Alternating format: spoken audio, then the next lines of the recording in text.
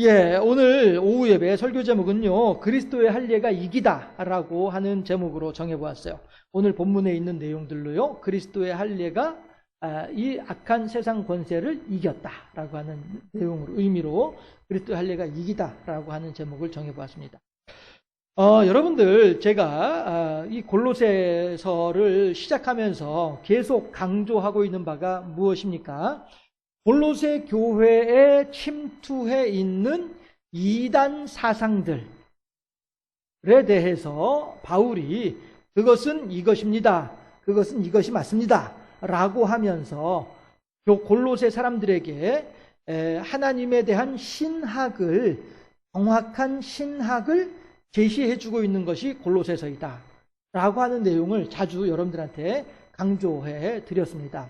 그도 그럴 수밖에 없는 것이, 마치 건물 다 지어놓고 그리고서 이제 아파트 다 지어놓고 그리고서 입주하는 거라고 한다면, 너와 나의 경계가 정확해서 현관문 열고 나가면은 이제 공용 공간이고 현관문 안에는 이제 내 공간이고 이게 정확하게 구분이 되어지잖아요. 그렇죠?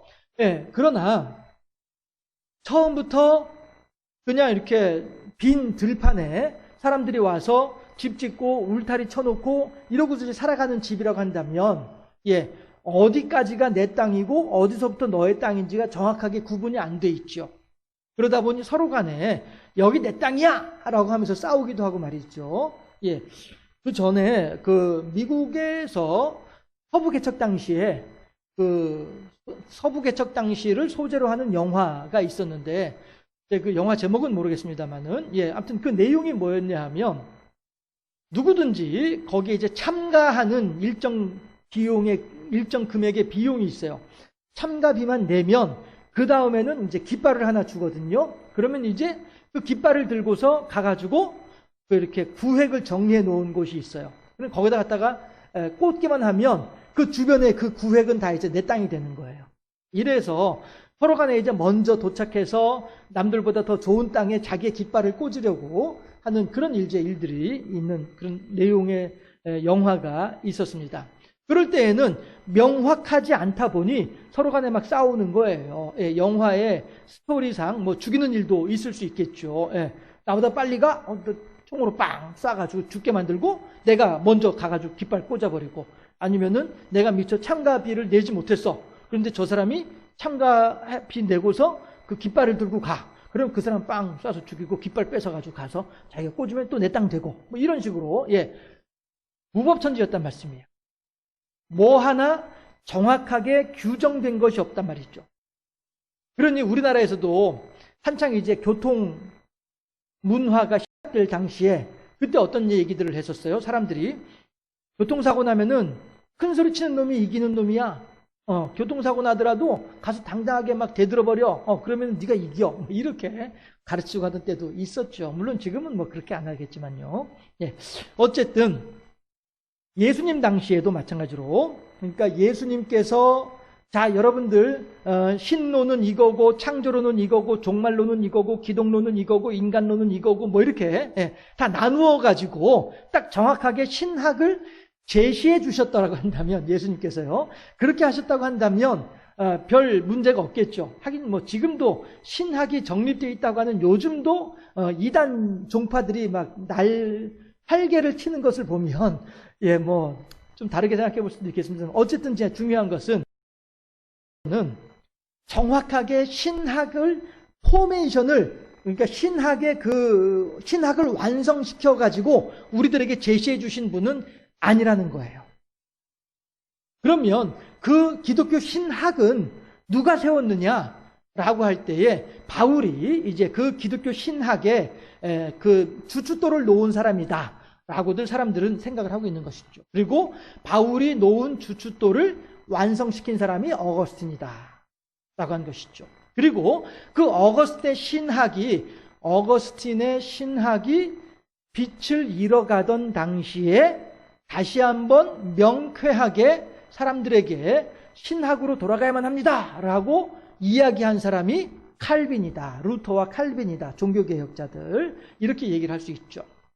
그리고 이제 마치 바울이 있었고 몇백 년 후에, 약 300년 후에 어거스틴이라는 사람이 나오는 것처럼, 루터 칼빈이 있고 그 이후에 19세기, 그렇죠, 19세기 후, 아무튼 전에 19세기 중반, 아무튼 제가 정확하게 연대는 알 수 없겠습니다만은, 그 뒤에 이제 칼 바르트라고 하는 사람이 또 나와가지고 신학을 정립시키는 이런 일들이 이제 있어지게 되죠.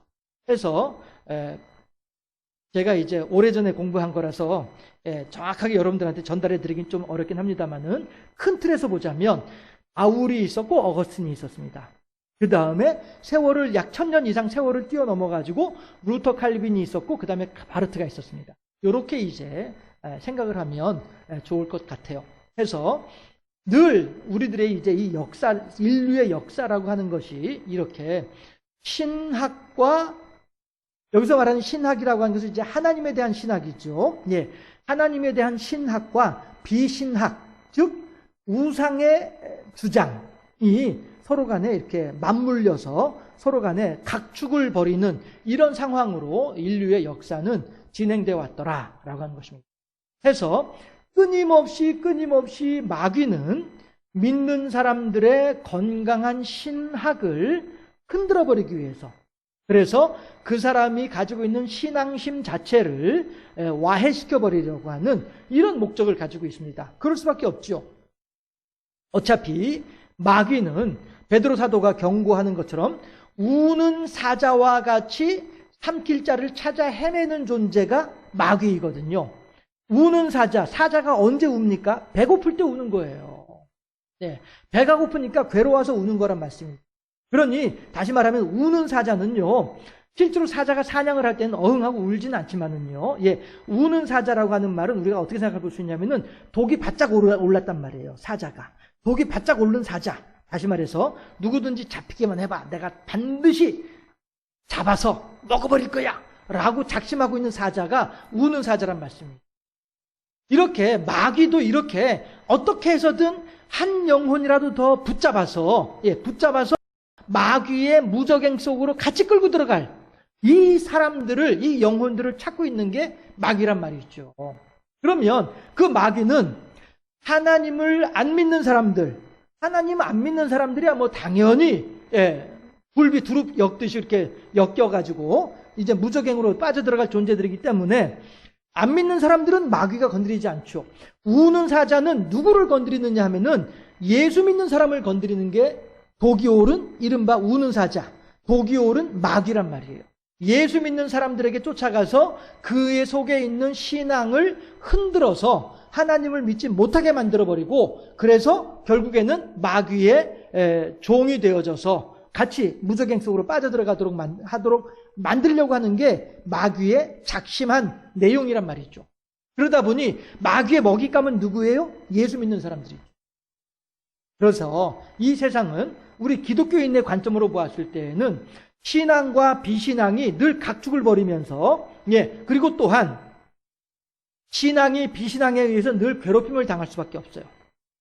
신앙이 비신앙에 의해서 늘 괴롭힘을 당할 수밖에 없어요. 제가 자주 말씀드리죠.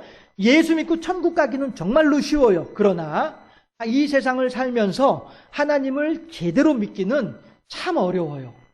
그럴 수밖에 없죠. 우는 사자가 삼킬 자를 찾아 헤매고 돌아다니는 이 시대 속에서 우리가 예수 믿는 사람으로 살아가고 있으니, 마귀의 먹잇감으로 살아가고 있으니 마귀가 와서 끊임없이 우리들을 해코지할 수밖에 없죠. 우리나라 동화, 제가 한 번씩 말씀드리잖아요. 동화. 떡 하나 주면 안 잡아 먹지 하는 옛날 전래 동화. 엄마가 어떻게 해서든 우리 대너머 우리 집에 있는 아이 떡을 챙겨가지고 가는 중인데 호랑이가 나타나가지고 떡 하나 주면 안 잡아 먹지 이런단 말이에요.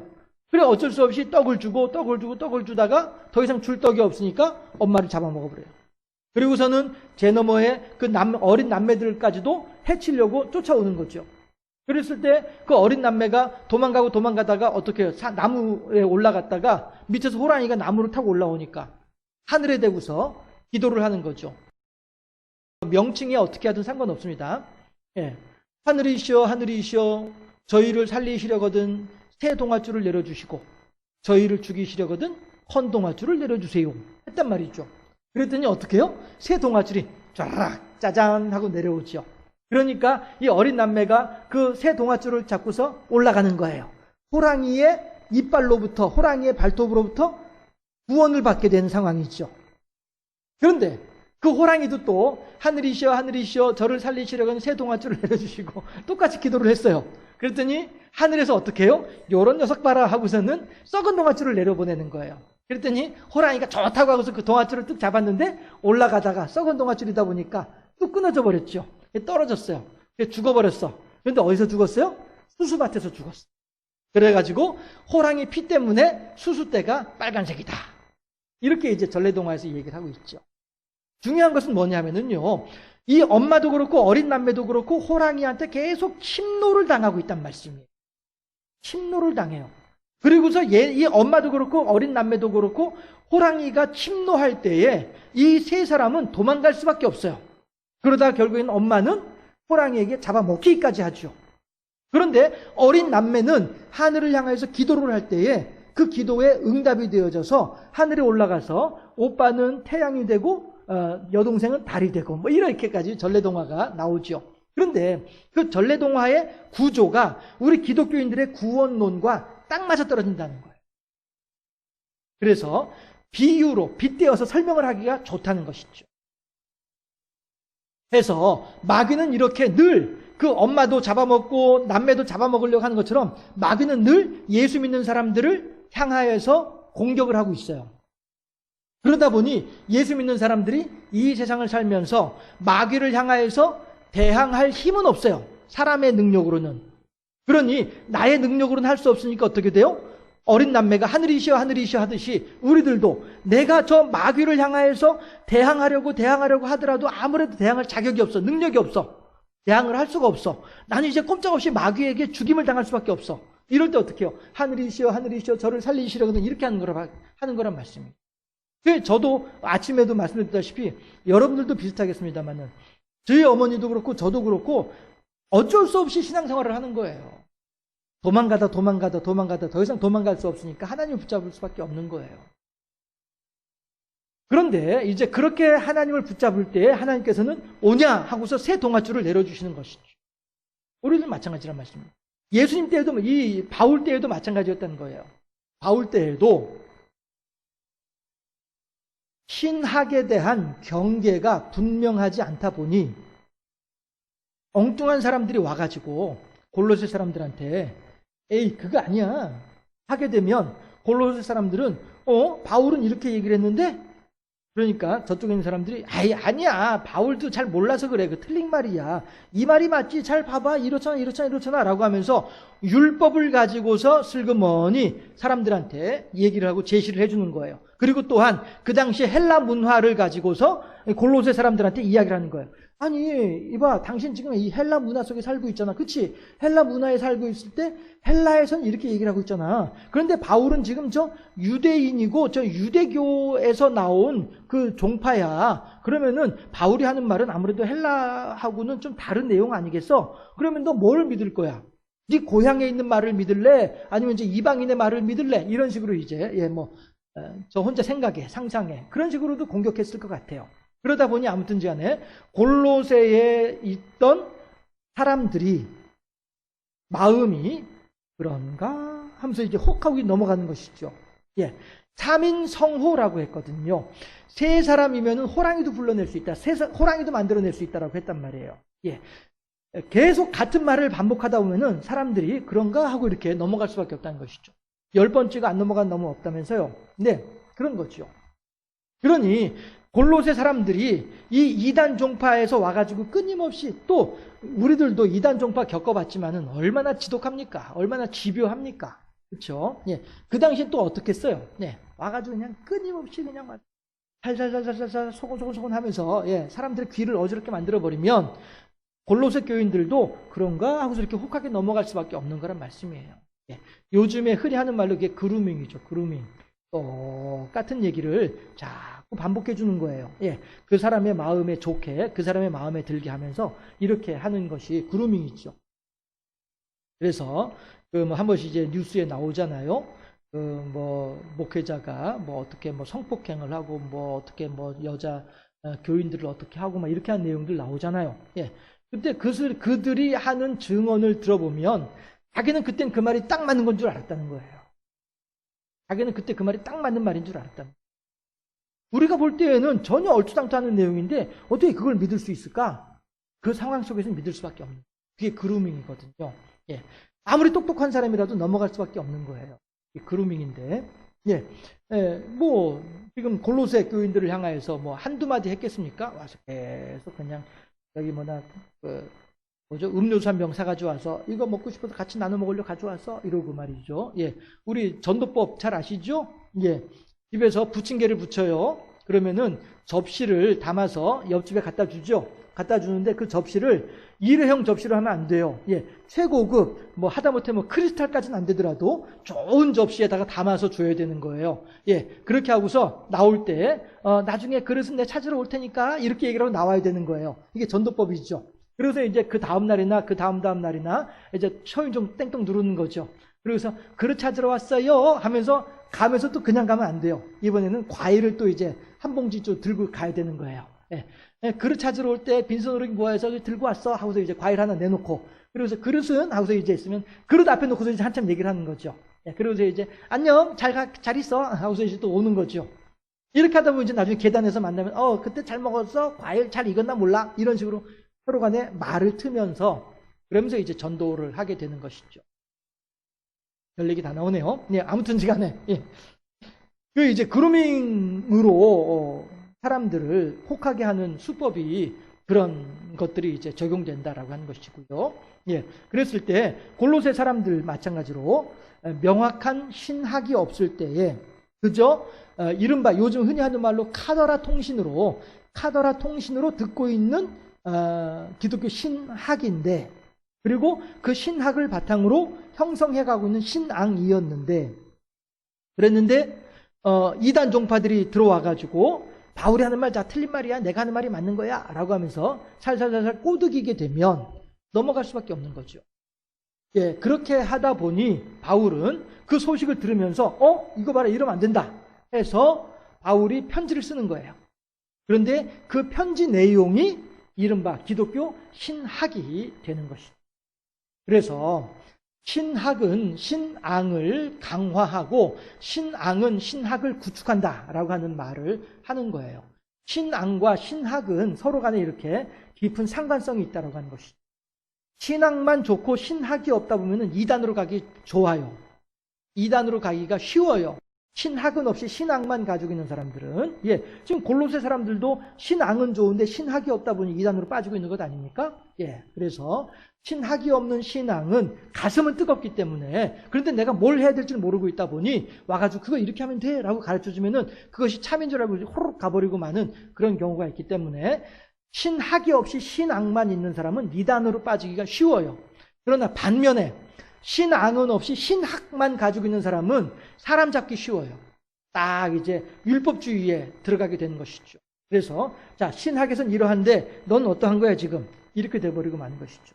인간론이, 신학적인 인간론이 이러한데 본래 인간이 이렇게 나빠. 에이 됐어, 그러면 신학이 필요 없어. 이렇게까지 돼버리고 마는 것이죠. 신앙이 없는 신학은 도리어 그 사람을 망가뜨려요. 신학이 없는 신앙은 이단으로 빠지기가 쉬워요. 그러니 신학과 신앙은 서로 균형을 맞추어서 같이 균형을 맞추어서 성장을 할 때에 이 사람이 건강한 신앙인이 될 수 있다라고 하는 것이죠. 건강한 신학적인 사고, 신학적인 철학을 하면서 생각을 하면서 신앙을 가지고 하나님께 영광 돌려드리는 이러한 삶이 가능하다라고 하는 것입니다. 그랬을 때에 오늘 본문에서 자 한번 보실까요? 8절에서 누가 철학과 헛된 속임수로 너희를 사로잡을까 주의하라 이렇게 돼 있죠. 철학과 헛된 속임수라고 이야기를 해요. 철학이라고 하는 말이 뭡니까? 필로소피아라고 하는 말이 철학이죠. 헬라어로도 필로소피아예요. 영어로는 필로소피이고요. 그러면 필로소피아라고 하는 헬라어는 뭐냐면은 필로스라고 하는 말하고 소피아라고 하는 말이 합쳐진 거예요. 그래서 필로스는 지혜, 지혜. 그리고 소피아는 사랑. 이렇게 되는 거예요. 그래서 철학이라고 하는 말은 헬라 사람들은 지혜를 사랑하는 것이 철학이다. 이렇게 사람들은 생각을 했던 것이죠. 그런데요, 자, 보세요. 지혜를 사랑한다라고 했을 때에 헬라 사람들이 말하는 지혜는 어떤 지혜입니까? 우리가 시가서 구약성경에 이제 갑자기 또 이렇게 막 자꾸 이제 신학 시간이 돼버리네요. 예. 시가서에서 말하는 지혜와 그러니까 여기 욥기나 아가서나 이런 데서 이야기하는 지혜와 그 다음에 헬라 사람들이 말하는 지혜는 다른 개념이에요. 해서 구약성경에서 나오는 지혜라고 하는 것은 하나님을 아는 지혜예요. 하나님을 아는 지식에 의하여서 생겨나는 영리함, 이것이 지혜예요. 하나님과 연관된 지혜가 구약성경에서 말하는 지혜예요. 그러나 신약성경에서 필로소피라고 하는 철학이라고 하는 말과 신약에서 가끔 사용되어지는 지혜라고 하는 그 지혜는 하나님과 상관없는 그러니까 헬라 철학의 근간을 두고 있는 지혜라는 것이죠. 그러니 지금 8절에서 누가, 여기서 말하는 누가는 누구에게 있습니까? 바울 선교팀과는 다른 존재들, 이단 종파들인 것이죠. 이단 종파들이 철학과 헛된 속임수라고 했을 때에 철학이라고 하는 말은 이단 종파들이 가지고 있는 철학, 어떤 철학이에요? 헬라 철학이죠. 결국 헬라 철학이라고 하는 것은 비하나님적인 기반을 두고 있는 철학이란 말이에요. 비하나님적인 기반을 가지고 있는 철학, 그것이 헬라 철학이란 말이에요. 그래서 지혜를 사랑한다, 헬라 철학이요. 지혜를 사랑한다라고 할 때 그 사랑하는 지혜는 어떤 지혜라고요? 사람들 사이에서의 지혜이고요. 하나님과는 상관없는 지혜가 되는 거예요. 그러다 보니 이 철학이라고 하는 말이, 이 필로소피아라고 하는 말이 뒤에 나오는 속임수라고 하는 말과 같이 일맥상통하게 되는 거예요. 무슨 얘기냐면 여기서 말하는 바울이 지금 골로새 사람들을 향해서 말하는 철학이라고 하는 것은 바울이 강조해서 말씀드려요. 골로새 교회 사람들을 향하여서 골로새 2장 8절에서 말하는 철학이라고 하는 말은 하나님으로부터 비롯된 생각이 아니라 사람으로 말미암는 생각이란 거예요. 그렇다고 한다면 사람이라고 하는 것은 이럴 때는 이렇게 말을 할 수 있고 저럴 땐 저렇게 말을 할 수 있는 존재가 사람이죠. 저도 마찬가지이고 여러분들도 비슷할 것이고요. 예, 이 세상에 살아가고 있는 어느 사람이든지 간에 자기 말에 100% 책임을 질 수 있는 사람은 아무도 없어요. 자기 말에 100% 책임을 질 수 있다고 한다면 그 사람은 하나님의 율법이 필요 없는 사람이겠죠. 우리들은 모두가 다 연약한 사람들이기 때문에 우리들의 연약함을 알기 때문에 하나님을 의지할 수밖에 없는 존재들이잖아요. 그렇죠? 그러나 어떤 사람들은 자기의 연약함을 알면서 그 연약함을 감추기 위해서 더 큰 속임수로 나아가는 사람들이 있더라라고 하는 것입니다. 철학은 그런 측면에서 철학인 거예요. 나의 부족함을 감추기 위한 철학, 나의 연약함을 근사한 것으로 포장하기 위한 말장난. 바울은 지금 여기서 철학이라고 하는 말을 그런 의미에서 사용을 하고 있는 것이죠. 실제로 철학이 그렇다는 것이 아니라 이 골로새 교인들을 향하여서 주는 바울은 그런 의미에서 철학이라는 말을 썼다는 것이죠. 영원 불변의 진리이신 하나님의 말씀이 아니라 세상 풍조를 따라 언제든지 달라질 수 있는 그 이야기들, 그 근사한 이야기들, 듣기에 좋게 들리는 이야기들, 그 이야기들이 뭐예요? 헛된 속임수와 같은 거란 말이에요. 그래서 누가 철학과 헛된 속임수로 너희를 속이려고 할 때에 라고 하는 이야기를 그래서 얘기를 하는 거예요. 철학이란 말과 헛된 속임수라고 하는 말은 같은 의미로 바울은 지금 사용하고 있더라. 이것을 우선 한 가지 좀 생각을 해볼 필요가 있겠고요. 해서 그 뒤에 있는 내용들은, 자, 그 뒤에도 한번 볼까요? 헛된 속임수로 너희를 사로잡을까 주의하라. 이것은 사람의 전통과 세상의 초등학문을 따른다는 말이에요. 세상 철학이다 보니까 사람의 전통과 세상의 초등학문을 따르는 철학. 그 철학을 우리가 어떻게 만고불변의 영원하신 하나님의 말씀과 같이 놓고 생각해 볼 수 있겠느냐. 바울은 지금 그걸 강조하고 있는 것이죠. 그래서 그리스도를 따름이 아니니라 라고 함으로써 우리들은 누구든지 골로새 교인들을 향하여 와서 철학과 헛된 속임수로 미혹하려고 하는 자들이 있다면, 사로잡으려고 하는 자들이 있다고 한다면 그들은 그리스도를 따르는 사람들이 아니다라는 것을 알아야 된다라고 바울은 이야기하고 있는 거예요. 그럼 이제 다 끝났어요. 이 뒤에 나오는 이야기들은 그 개념에서 이야기를 하는 거거든요.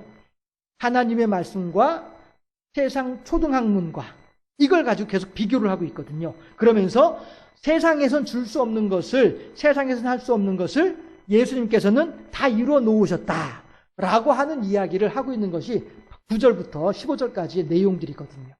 그래서 제가 제목을 어떻게 정했어요? 그리스도의 할례가 이기다라고 얘기를 했잖아요. 사람들은요, 하나님의 그리스도의 할례를 가지고 이야기를 하지 아니하고, 자, 한번 보실까요? 13절부터 한번 보실까요?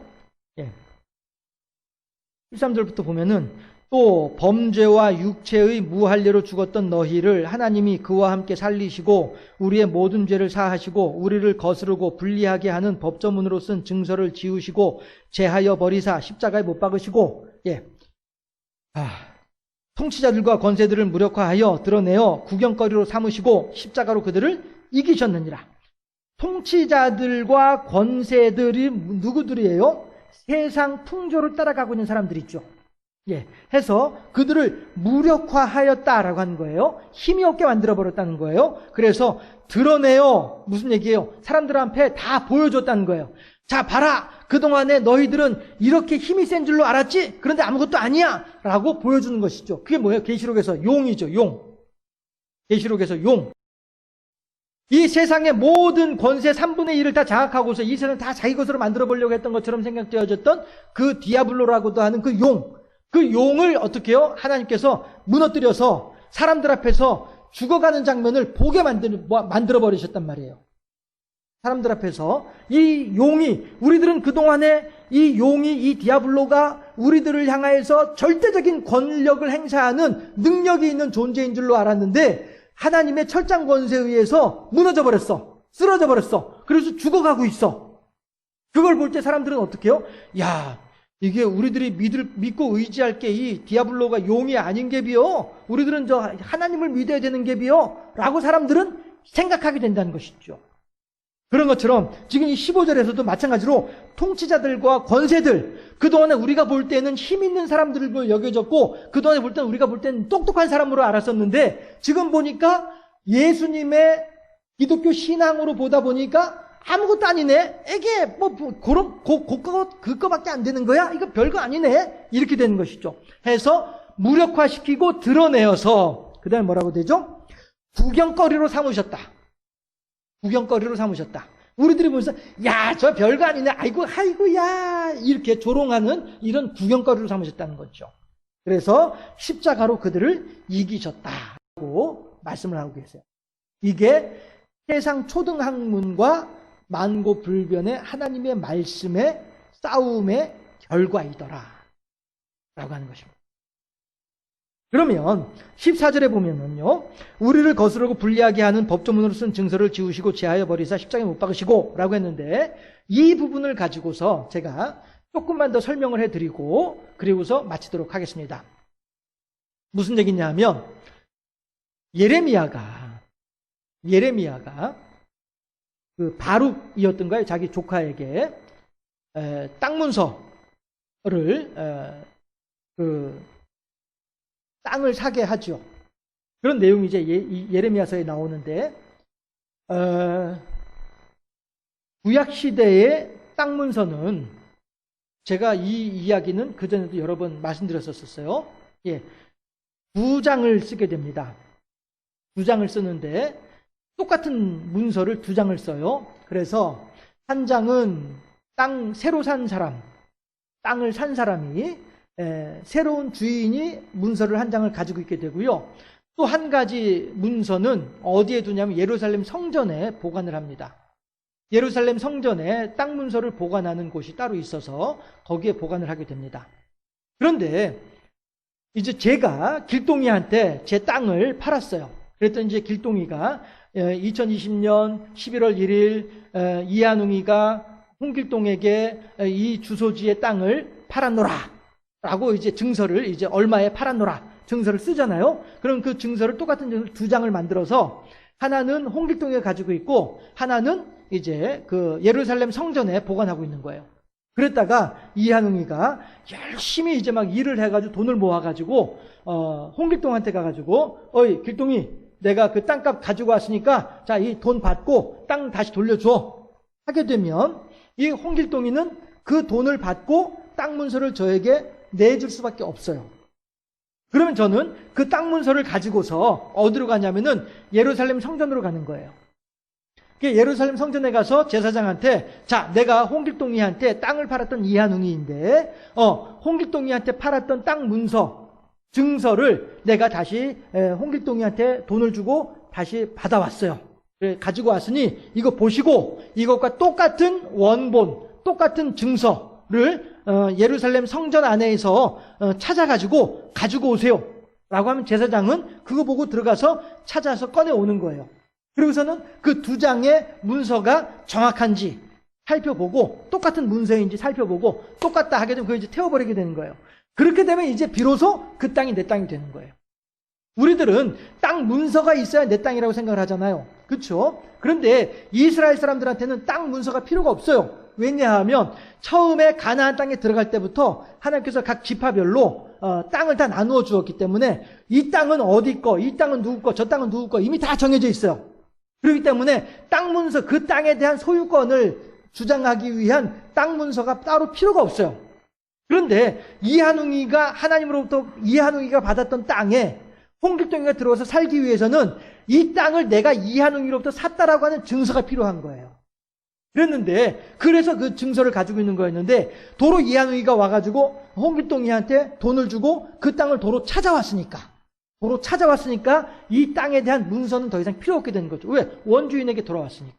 그러니까 예루살렘 성전에 보관되고 있는 땅 문서와 홍길동이가 가지고 있는 땅 문서 두 개를 합쳐서 원본인 것을 확인을 한 뒤에는 없애버리고 마는 거죠. 그러면 이 땅은 다시 도로 이한웅이의 땅이 되는 거예요. 이한웅이의 땅은 땅 문서가 따로 필요 없는 땅입니다. 네, 도리어 이 이한웅이의 땅에 이한웅이가 아닌 홍길동이가 들어오려면은 이제 땅 문서가 필요한 거죠. 그래서 이한웅이가 그 땅으로 들어오게 되면은 땅 문서는 없어져 버리고 마는 것. 이것이 기독교인 이스라엘 사람들과 우리나라 사람들 간의 문화와 정서의 차이예요. 그런데 지금 이 14절에서 딱 그 얘기를 하고 있잖아요. 우리를 거스르고 불리하게 하는 법조문으로 쓴 증서. 어떤 증서예요? 내가 이 땅을 홍길동이에게 팔았다라고 하는 그 증서가 되는 것이죠. 그러니 나는 지금 홍길동이에게 이 땅을 팔아버리다 보니 이 땅을 내가 소유권을 주장을 못하게 되잖아요. 내 땅임에도 불구하고 내 땅을 내 땅이라 부르지 못하는 이런 상황이 벌어지는 것이죠. 불리하게 하는 법조문을 쓴 증서를 지우시고 제하여 버렸다라고 하는 거예요. 어느 때 지우고 어느 때 제하여 버립니까? 내가 이한웅이가 돈을 열심히 벌어가지고 홍길동이에게 땅값을 주게 되면 그제서는 이제 그 땅이 다시 내 것이 되니까 그 땅 문서는 지우고 제해버리게 되는 것이죠. 또 하나 땅 문서를 되찾을 수 있는 때가 있어요. 어느 때냐면은 희년이 되면, 매 50년마다 돌아오는 희년이 되면 나는 홍길동이한테 땅값을 한 푼도 갚지 못했음에도 불구하고 홍길동이는 그 땅 문서를 저한테 주어야만 해요. 이것이 희년의 법이에요. 하나님께서는 뭐라고 하냐면은 홍길동아, 너는 그 땅을 이한웅이로부터 샀을지라도 희년이 되면 다시 반드시 그 땅을 이한웅이에게 돌려줘야만 한다. 이게 희년의 법이거든요. 그래서 우리가 열심히 돈을 벌어서 그 땅을 되찾는 방법이 있는가 하면 희년이 될 때까지 기다렸다가 희년법에 의해서 그 땅을 되찾는 두 가지 방법이 있습니다. 그런데 우리들은 요즘 우리 이제 젊은 세대들이 그렇잖아요. 아무리 열심히 일을 하더라도 집 한 채 마련하기가 어려워요. 현실적으로. 그렇죠? 예. 같은 개념인 거예요. 이 땅을 살아가는 신앙인들이 자기의 능력으로는 자기의 죄값을 감당을 할 수가 없어요. 이 땅을 살아가는 어느 누구도 자기의 능력으로 자기의 죄값을 감당할 수 있는 사람은 아무도 없어요. 즉 이한웅이가 아무리 열심히 돈을 번다 할지라도 홍길동이한테 진 빚을 갚을 수는 없어요. 땅을 다시 돌려받을 수 있을 만큼 돈을 모을 수는 없어요. 사람으로 이한웅이로서는 방법은 뭐밖에 없어요? 내가 아무리 열심히 일을 하더라도 겨우 입에 풀칠만 할 뿐이지 저축을 못해. 그러니 어떻게 이한웅이로서는 아이고 희년이 빨리 돌아오면 좋겠는데 희년 몇 년 남았어? 아 희년 5년 남았어? 아이고 너무 지겹다. 몇 년 남았어? 3년 남았어? 왜 이렇게 시간 안 가? 빨리빨리 희년이 오면 좋겠는데 왜 그래요? 희년이 와야 그 땅을 도로 찾으니까. 나는 희년을 빨리 오게 할 수 있는 능력도 없고 나는 희년이 되기 전에 그 땅을 찾을 능력도 없어요. 나는 그냥 그 땅을 그냥 바라만 보고 있을 수밖에 없어요. 다시 말해서 희년은 누가 정해놓은 거예요? 하나님께서 정해놓으셨어요. 나는 그냥 하나님께서 정해놓으신 그 법의 테두리 안에서 혜택만 누리고 있는 거예요. 우리들의 구원이 그렇죠. 햇님 달님 동화, 전래동화처럼 어린 남매로서는 절대 호랑이를 이길 수 없는 거예요. 우리 기독교인들은, 신앙인들은 절대 우리들이 마귀를 이길 수가 없어요. 그러나 나는 능력이 없으나 내게 능력 주시는 자, 새 동아줄이 내려오다 보니 내 그 새 동아줄을 타고서 호랑이의 그 무서움으로부터 벗어날 수 있었던 거잖아요. 어린 남매의 능력이 아니라 하늘에서 내려온 능력으로 인해서 벗어날 수 있는 거란 말씀이죠. 그런 것처럼 우리들은 이 세상을 살면서 어느 누구도 마귀를 이길 수 있는 능력을 가진 존재는 아무도 없어요. 다만 내게 능력 주시는 자, 성령으로 말미암아서 마귀와 더불어서 대적할 수는 있죠. 예, 이것이 우리들의 현재 살고 있는 모습이에요. 그러다 보니 우리들에게 희년이 돌아온다라고 하는 것은 절대적인 하나님의 은혜이다 하는 것입니다. 누가 철학과 헛된 속임수로 너희들을 사로잡을까 두려워하라. 왜요? 하나님께서 만고불변의 진리이신 하나님께서 그 모든 헛된 세상 철학과 헛된 속임수들을 다 물리치고 이기셨으니까. 어떻게 해요? 예수 그리스도의 할례를 통하여서 사람의 할례가 아닌 신앙의 영적인 할례, 하늘의 할례를 통하여서 모든 법조문들을 다 완성시켜 주시고 어떻게 해요? 예수님께서 십자가에 달려 돌아가셨잖아요. 그러면서 다 말씀하시잖아요. 그 다 이룬 것이 뭐예요? 십자가 그리스도의 할례가 되는 것이죠. 그리고 그 할례를 통하여서 우리들에게는 이제 모든 은택을 베풀어 주고 계시는 것이죠. 그 은총과 은택을 베풀어 주시는 것이 뭐예요? 악한 자들을 이기시는 예수님의 모습으로 우리들에게 나타나고 있더라라고 하는 것입니다. 이것이 8절부터 15절까지의 내용을 간략하게 설명하는 내용이라고 할 수가 있어요. 만고불변의 진리의 하나님 말씀과 언제든지 상황과 사정에 따라서 변할 수 있는 세상의 철학을 같이 놓고 볼 수는 없다. 마찬가지로 예수 그리스도의 십자가와 세상의 간교한 이단 사상을 같이 놓고 볼 수는 없다. 이거는 우리 어렸을 때 흔히 하는 말로 잽이 안 되는 거예요. 비교가 안 되는 상대인 것이죠. 그런데도 불구하고 교묘한 자들은 이들이 도리어 하나님보다 더 높은 데 있는 것처럼 그렇게 속이고 있는 것이죠. 철학과 헛된 속임수로. 그러니 예수 믿는 사람들이요, 정신 바짝 차리고 하나님을 의지하여 이 악한 자들을 물리치도록 하자. 왜? 예수님께서 우리들에게 물리칠 수 있는 본을 보여주셨습니다.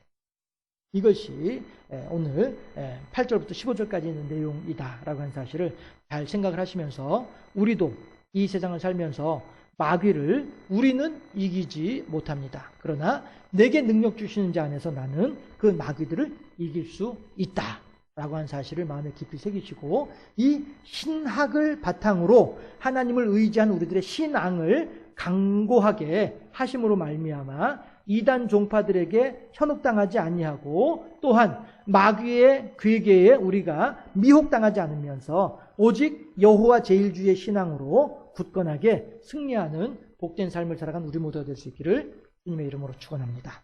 기도하겠습니다.